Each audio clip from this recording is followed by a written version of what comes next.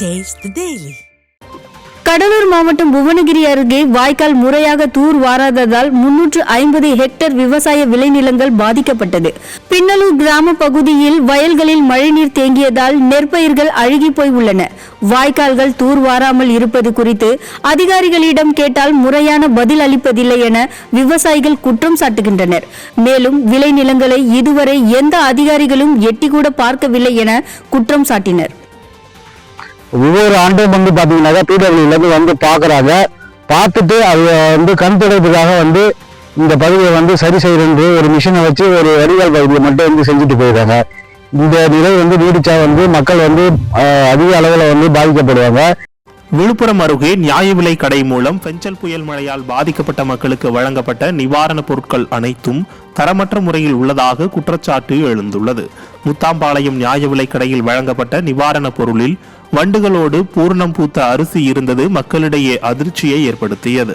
இதனால் நியாய விலை கடையை முற்றுகையிட்டு நியாயம் கேட்டதுடன் கால்நடைகள் கூட உண்ண முடியாத அரிசியும் தரமற்ற பிரெட்டும் தேவையில்லை என கூறி தரையில் கொட்டி பொதுமக்கள் தங்கள் எதிர்ப்பை வெளிப்படுத்தினர். ஒரு வார காலமாக குடிக்க தண்ணீரின்றி உண்ண உணவின்றி இருந்த தங்களுக்கு தரமான பொருட்களை வழங்கிட வேண்டும் என்றும் அதிகாரிகளிடம் வலியுறுத்தினர்.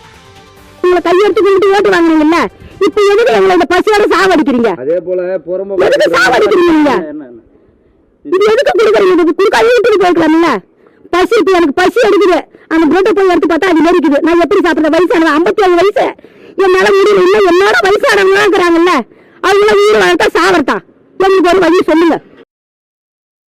பாஜக மாநில தலைவர் அண்ணாமலை டங்ஸ்டனுக்கு ஆதரவாக கருத்து தெரிவிப்பது மிகவும் கண்டிக்கத்தக்கது என தமிழ்நாடு அனைத்து விவசாயிகள் ஒருங்கிணைப்பு குழு தலைவர் PR பாண்டியன் தெரிவித்தார். மதுரை மாவட்டம் அரிட்டாப்பட்டி பகுதியில் டங்ஸ்டன் கனிம சுரங்கம் அமைக்க பொதுமக்கள் எதிர்ப்பு தெரிவித்து வரும் நிலையில் அங்குள்ள சமண சின்னங்கள், குடைவரை கோயில்கள் உள்ளிட்ட பகுதிகளை நேரில் பார்வையிட்டார். பின்னர் செய்தியாளர்களிடம் பேசிய அவர் அண்ணாமலையின் இந்த பேச்சு விவசாயிகளுக்கும் மக்களுக்கும் எதிராக இருப்பதாக கூறினார்.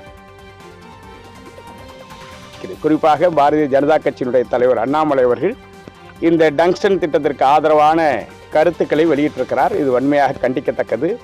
விவசாயிகளுடைய உணர்வுகளுக்கு மதிப்பளிக்க அரசியல் கட்சி தலைவர்கள் முன்வர வேண்டும். இது மாதிரியான போராட்ட களங்களில் இருக்கிற விவசாயிகளை சந்தித்து இந்த பகுதிகளை பார்வையிட வேண்டும்.